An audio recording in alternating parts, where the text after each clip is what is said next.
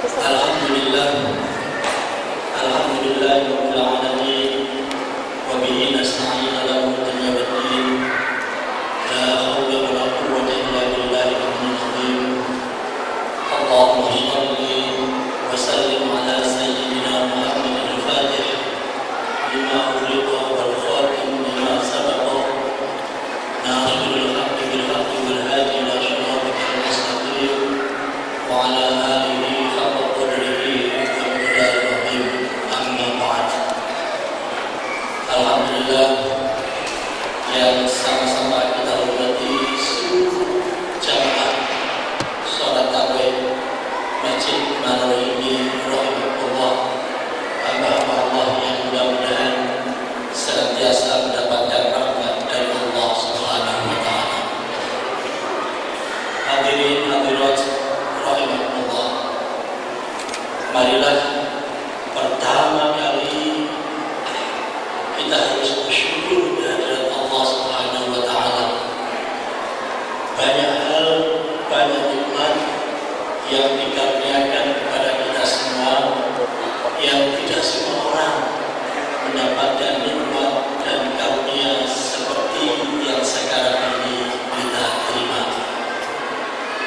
Kita bisa memperhatikan saudara-saudara kita yang tahun yang lalu masih bisa sholat tarawih bersama kita, ternyata Allah takdirkan lain. Mereka harus menghadap kepada Allah terlebih dahulu. Oleh karena itu kita bersyukur masih diberi kesempatan oleh Allah sehingga kita bisa menangi, bisa menikmati Ramadan tahun ini. Banyak juga saudara-saudara kita meskipun masih diberi kesempatan oleh Allah, tetapi mereka sekarang sedang diuji tentang kesehatan. Ada banyak saudara-saudara kita yang sekarang tidak bisa menunaikan sholat tarawih bersama seperti kita sekarang ini karena mereka sedang sakit. Oleh karena itu, yang pertama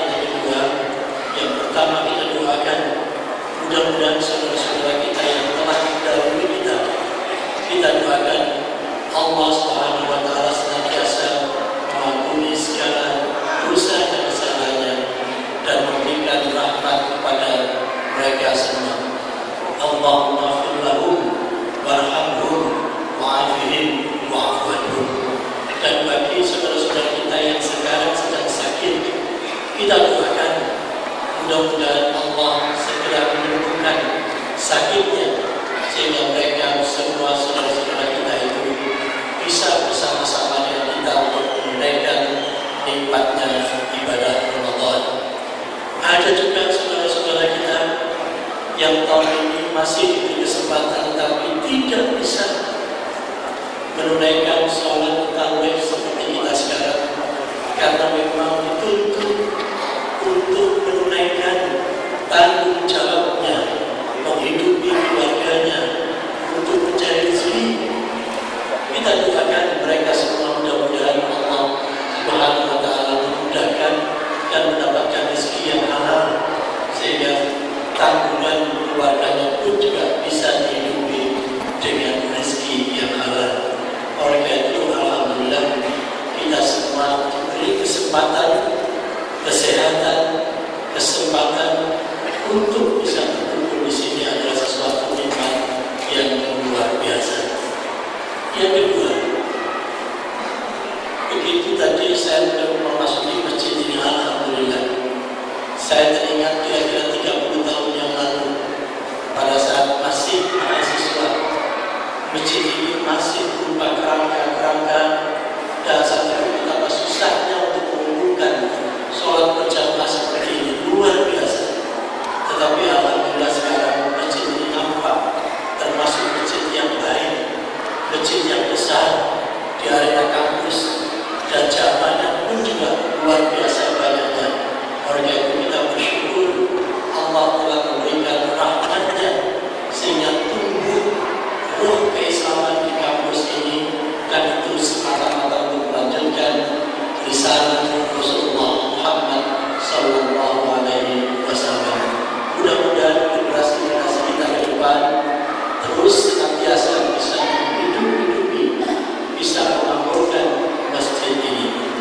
Hadirin sekalian yang saya muliakan, ada salah satu ayat yang sangat-sangat menarik, barangkali konteksnya pun juga menarik untuk saat ini, yaitu A'udzubillahi minasyaitonir rajim. Bismillahirrahmanirrahim. Ya ayyuhalladzina amanu may yartadda minkum 'an dinihi fasawfa ya'tillahu biqaumin yuhibbuhum wa yuhibbuna adillatin 'alal mu'minin 'izzatin 'alal kafirin yujahiduna fi sabilillah wa la yakhafuna lawmata laim ila al-ayat. Saya sengaja tidak menyebutkan surat apa dan ayat berapa, karena saya yakin generasi muda sekarang lebih paham tentang ayat berapa, surat apa. Oleh itu nanti mohon untuk dicari, insya Allah itu ada di dalam Al-Quran. Apa makna dan konteks dari ayat tadi? Terjemahan bebasnya begini: Ya ayyuhalladzina amanu, wahai orang-orang yang beriman, man yartadda minkum 'an dinihi, barang siapa orang yang beriman itu yartadda minkum 'an dinihi, mereka murtad, keluar dari agamanya, fasawfa ya'tillahu biqaumin, maka Allah akan menurunkan suatu kaum baru, generasi baru. Jadi kalau kita semua orang beriman ini keluar dari agama, tidak mau taat terhadap ajaran Islam, tidak mau melanjutkan risalah Rasulullah Muhammad SAW, dampaknya kata Allah sakarib sampai betul-betul. Tetapi Allah akan menurunkan suatu generasi baru, fasawfa ya'tillahu biqaumin, yang ciri-cirinya generasi baru itu adalah yuhibbuhum wa yuhibbuna, mereka mencintai dan dicintai. Yuhibbuhum wa yuhibbuna adillatin 'alal mu'minin, mereka itu berlembut-lembut, berlemah lembut, bersaling kasih sayang di antara sesama mukmin. Aizzatin 'alal kafirin, mereka tegas. Di situ tidak dikatakan kasar, tetapi tegas. Beda sekali antara kasar dengan tegas. Kalau kasar itu tidak memperhatikan etika di dalam penolakan masalah-masalah sosial, masalah-masalah kultur, dia tidak pahami. Tetapi kalau tegas, dia tetap berpegang pada prinsip, tetapi dia memahami masalah sosio-kultural yang ada di masyarakat itu. Aizzatul mu'minin adillat aizzatul kafirin mujahiduna fi sabilillah, mereka itu senantiasa berjihad fi sabilillah, di jalan Allah. Wala yakhafuna lawmata laim, mereka itu tidak takut dan tidak gentar terhadap hinaan dari orang-orang yang menghina. Wala yakhafuna lawmata laim. Apa konteks dengan kondisi yang sekarang yang kita hadapi? Hadirin sekalian jamaah salat tarawih rahmatullah, bangsa Indonesia sekarang ini dengan segala plus-minusnya, kita harus bersyukur ditakdirkan menjadi bangsa Indonesia. Coba kita bayangkan, dari 7 miliar penduduk dunia, tidak semuanya ditakdirkan menjadi orang Indonesia. Hanya 240 juta saja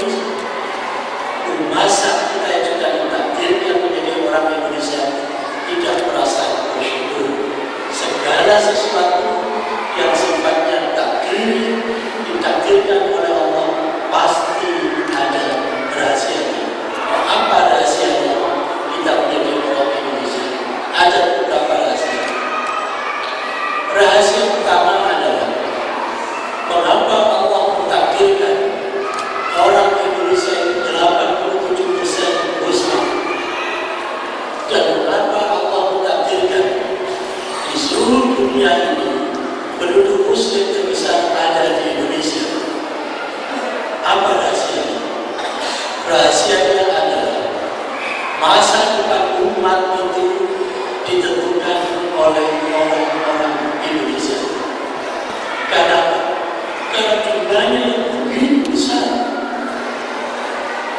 Tidak ada negara di dunia ini yang populasi muslim yang terbesar kecuali Indonesia. Oleh itu menjadi tantangan kita untuk menjadikan Islam sebagai rahmatan lil alamin tumbuh di Indonesia dan sekaligus menjadi pelopor. Karena Islam itu bukan hanya untuk lil muslimin tapi lil alamin. Oleh karena itu kita punya kewajiban, punya tanggung jawab untuk menyebarkan kerahmatan ini bagi seluruh alam semesta. Dan itu karena kuncinya ada terletak pada kaum intelektual. Sehingga ITS punya peran yang sangat-sangat besar di dalam memajukan Islam, di dalam memajukan Indonesia, di dalam membawa risalah rahmatan lil alamin. Apa modal yang harus kita bangun? Modal yang harus kita bangun untuk membawa rahmatan lil alamin adalah modal pengetahuan, modal ilmu. Itu. Jadi kalau Islam ini mau jaya, bangsa ini mau jaya, syarat rukun yang paling penting adalah ilmu. Alhamdulillah, kita semua ditakdirkan oleh Allah menjadi orang-orang yang bergulat tentang ilmu itu. Ada satu syair yang sangat-sangat bagus tentang pentingnya ilmu itu. Dan inilah yang harus terus kita tumbuhkan. Sehingga dalam kondisi kayak apapun, kita harus terus mengumpulkan modalitas ilmu itu. Apa syair itu? Ta'allam fa innal ilma zainun li ahlihi wa fadlun wa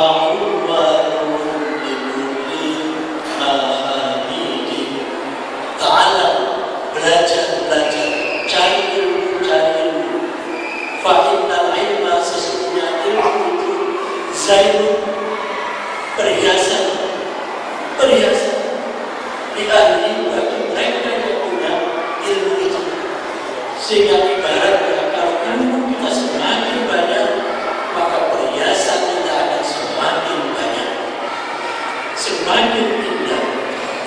Umat ini kalau modalitas ilmunya semakin besar, maka umat ini pun juga akan semakin indah. Bangsa ini kalau modal pengetahuannya besar, maka bangsa ini pun juga akan nampak indah. Wa alul qawman bikulli mahal. Syair berikutnya, wa mustafidan kulla yawmin ziyadatan minal ilmi wasfafi umuri fawaidi. Syair itu saya dapatkan waktu saya sekolah SD. Waktu masih SD diajari syair-syair seperti itu. Dan baru teringat kembali tentang pentingnya syair-syair waktu SD dulu. SMP saya tidak diajari, SMA tidak diajari, DTS pun juga sama sekali tidak disentuh yang namanya syair-syair tadi itu. Padahal itu adalah kekayaan yang luar biasa.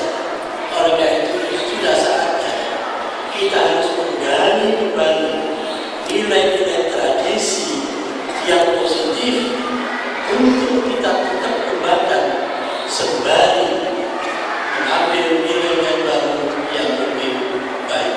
Apa itu Pak kayak begini? Masih ingat ya? Mempertahankan yang lama. Dan al-muhafadzah wal-qawmi sholih wal-akhdhu bil jadidil asbab. Saya sekaligus bekas Pak Hamdi masih ingat apa? Al-muhafadzah wal-qawmi sholih, yaitu mempertahankan apa saja tradisi-tradisi yang baik, wal-akhdhu bil jadidil asbab, dan mengambil sesuatu yang baru yang lebih baik. Inilah indahnya Islam itu. Tidak selamanya sesuatu yang lama yang dibongkar, tetapi yang lama kalau masih baik